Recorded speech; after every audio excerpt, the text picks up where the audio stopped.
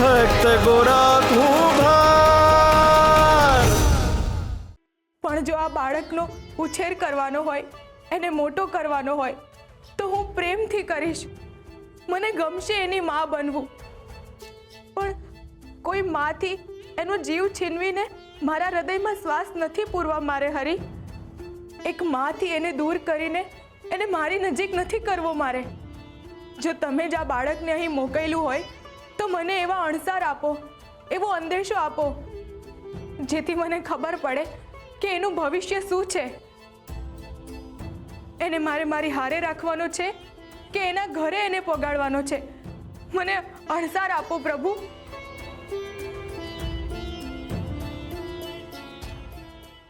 ગોરાબા, ઓ ગોરાબા, આ આટલી મોડી રાત્રે કોણ બૂમો નાખે છે? અટાણે એમને ભગતનું શું કામ હશે? ઓહ ગોરાબા, એક મજાની વાત કહેવી છે। હાચે? તુલસી વહુ બહાર આવ। હા, આવી। શું થયું? તમે ગોરસર ગામ ગયા હતા ને? હા તુલસી વહુ, હારા સમાચાર તો ઈ છે કે ત્યાં હું છોકરાના બાપાને મળ્યો। બાપાને? પણ એના બાપા તો અકસ્માતમાં। એ ગેરસમજ છે આપણી। જે ગાડા હેઠે મરી ગયો ને એ બાળકના કાકા હતા। એ બિચારા છોકરાને લઈને બાજુના ગામના મેળામાં જતા હતા અને માર્ગમાં જ અકસ્માત થઈ ગયો। અને હા, એના બાપા છોકરાને કાલે સવારે લેવા આવે છે। આજની રાત આ ઘરમાં ગોવિંદની છેલ્લી રાત છે।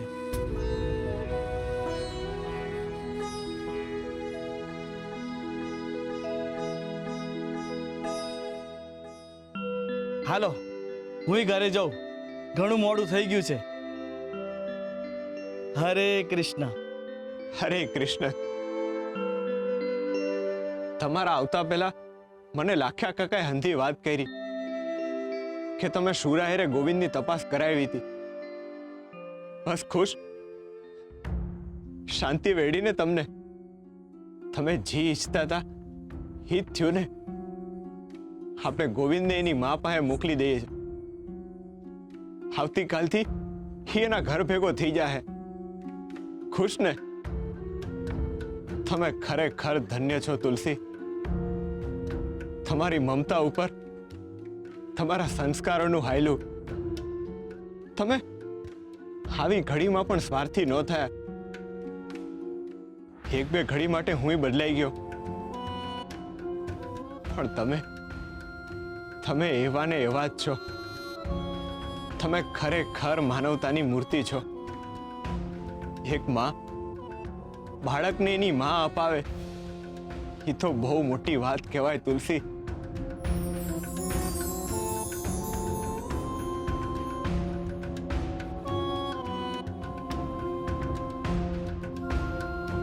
હરે કૃષ્ણ।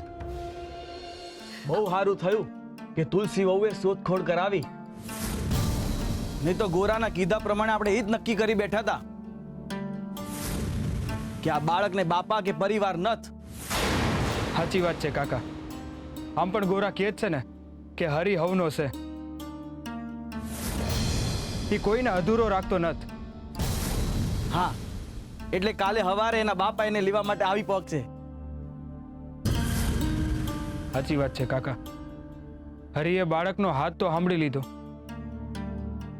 બસ હવે તુલસી વહુની હિંમત આપે કે આ બાળકને એના બાપાને હોપી શકે। કેમ નહીં હોપે? એનું બાળક છે તો એને હોપશે જ ને। અશક્ય છે કાકા, કારણ કે તુલસી વહુ હવે આ બાળકને પોતાના બાળકની જેમ સાચવે છે। ગોવિંદના ગયા પછી આ ગોવિંદ જાણે એમના હૃદયનો ટુકડો થઈ ગયો છે। માને એકવાર માયા બંધાઈ જાય ને કાકા, એટલે મમતામાં બદલાઈ જાય છે, અને એ મમતાનો સંબંધ નાળના સંબંધ કરતા ઘણો મજબૂત હોય છે। સાચી વાત છે સુરા, પણ બેટા જેનું બાળક છે એને પાછું આપવું તો પડશે ને। આપવું તો પડશે કાકા, અને તુલસી વહુ આપશે પણ ખરા। એમને તો જાણે તકલીફ સહન કરવાની ટેવ પડી ગઈ છે। બહુ વેઠું છે તુલસી વહુએ હમણાં પેલા ગોવિંદના મૃત્યુની પીડા, પછી ગોરાના મૃત્યુ દંડની વેદના, અને હવે આ બાળકનો વિયોગ। ખરેખર કાકા, તુલસી વહુનું હૃદય હાવજનું હૃદય છે. આગ જેવી તકલીફોમાંથી જ્યોત બનીને બહાર નીકળ્યા છે. ધન્ય છે તુલસી વહુ, ધન્ય. ગોરા જેવા ભગતની ત્યાં તો અવતાર જ હોય ને. હાલો ત્યારે, અંધારું આંખ પર આવી ગયું છે, નીકળું ત્યારે. હા, સારું.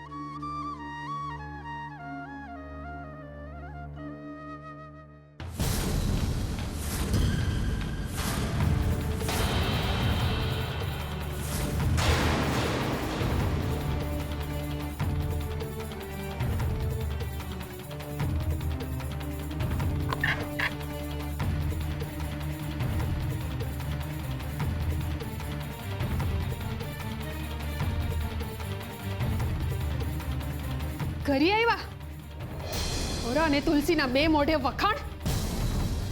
આપણું ઝૂંપડું હરગાવીને બીજાના ઘરમાં અજવાળું ન કરાય. પણ મારું શું જાય છે? હરિહવને જુએ છે. જે ખોટું કરશે ઈ ભોગવશે. જે બોલવું હોય મોઢા ઉપર અને સીધે સીધું બોલ. આમ દાઢમાંથી બોલવાની જરૂર નથી. આ તમે સીધે સીધું બોલો છો એટલું ઓછું છે કે હું આબરૂ મૂકીને મન ફાવે એમ બોલું? તમને તો ખાલી ઘોરા ને તુલસીની તકલીફ દેખાય છે, એમના જીવનમાં આવતી તકલીફ. અને મારા પેટમાં લાગેલી આગ તમારા મનને દજાડતી નથી. તમારે જી કેવું હોય ઈ કયો. તુલસી ભલે ગોરાને માફ કરી દે, પણ હું ગોરાને માફ નહીં કરી શકું. અરે એણે તો પેટનો જૈણો ખોયો છે, પણ મેં જૈણા વગર ખોયો છે. મારા હૈયાને પીડા આપનારને હું કોઈ રીતે માફ નહીં કરી શકું. મીઠી, તારું મન છે કે પટારો? તું હજી એકની એક વાત લઈને બેઠી છે. તું આમ ને આમ તારા મનમાં ભૂતકાળને લઈને બેહીશ ને તો એ ભૂતકાળ તારા મનને ઉધઈની જેમ કોરી ખાય. હુકમ ન લઈને બેહું? આ ગોરાએ મારી આખી જિંદગી બગાડી નાખી છે, બરબાદ કરી નાખ્યું છે મારું જીવતર. મીઠી, તું આમ ને આમ કકડાટ કરશે તો આ ઘરમાં બાળકનો કલરવ કઈ રીતે સંભળાશે? કકડાટ? મારો આટલો કકડાટ તમારા મન પર અસર ન કરી શક્યો ને તમારે કલરવ સાંભળવો છે? હવે હું આખી જિંદગી વાંજણી રહીશ, ત્યારે જ તમને મારા મનની પીડા સમજાશે. પણ તને તારી પીડા મને હમણાઈને કરવું છે હું કામ ખોટા ઉપાડા લેસ હતા ને? કારણ કે તમે ગોરા અને તુલસીનો ભાર મનમાં ઉપાડીને હાલો છો. ઈ બેને મગજ અને મનમાંથી દૂર કરી નાખો. એમનો ભાર ઉપાડીને હાલશો ને તો આપણા જીવનનો ભાર હળવો નહીં થાય. અને થોડા સ્વાર્થી બનો, સ્વાર્થી, ત્યારે જ આપણા જીવનનો અર્થ સરશે. બસ બેટી, અડધી રાત થઈ ગઈ છે ને, ભગવાનનું નામ લઈને હોઈ જા. અટાડે કકડાટ ન કર. તમે મારી જય વાત શ્રી કૃષ્ણ.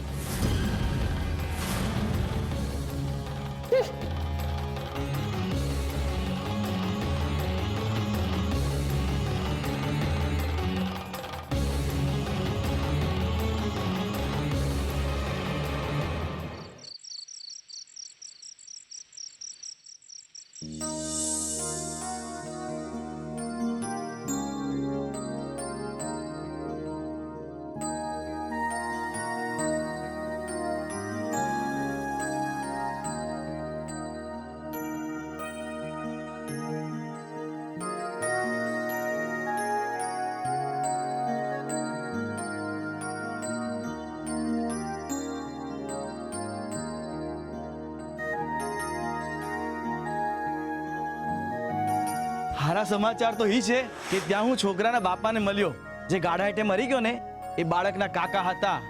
અને હા, આજની રાત આ ઘરમાં ગોવિંદની છેલ્લી રાત છે.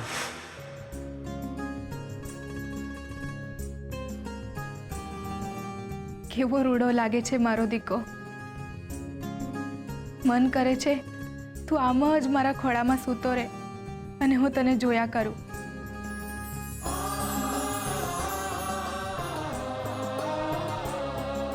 મારો દાયો દીકો આજે 1 વર્ષનો થઈ ગયો નહીં? ખૂબ ખુશ રહો અને ખૂબ જીવો. સમય પણ કેટલો જલ્દી વીતી ગયો, ખબર ન પડી. પણ તું જલ્દી મોટો ના થઈ જતો. ક્યાંક તું મને ને તારા બાપાને ભૂલી જાય તો